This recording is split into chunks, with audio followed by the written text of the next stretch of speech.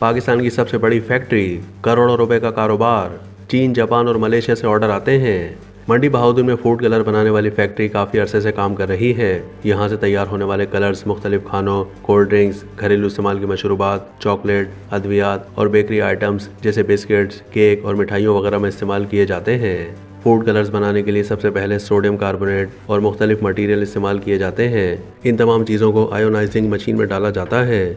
कुछ प्रोसेसिंग के बाद ये तमाम मटेरियल फिल्टर्स में आ जाते हैं और फिर इन्हें खुश्क करने के लिए छोड़ दिया जाता है।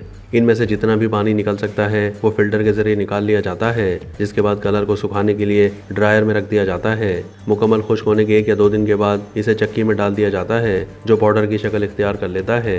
तैयार होने वाले पाउडर को मैन्युफैक्चरिंग हॉल में लाकर इससे प्योर कलर हासिल करने का अमल शुरू किया जाता है।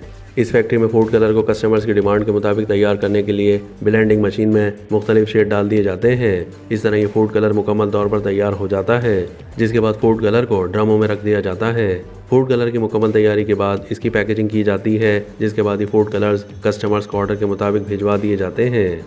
एक रिपोर्ट के मुताबिक मैन्युफैक्चरिंग के एतबार से ये फैक्ट्री पाकिस्तान की सबसे बड़ी फैक्ट्री है और यहाँ तमाम फूड कलर्स हलाल फूड अथॉरिटी के मंजूर शुदा मयार के मुताबिक तैयार किए जाते हैं।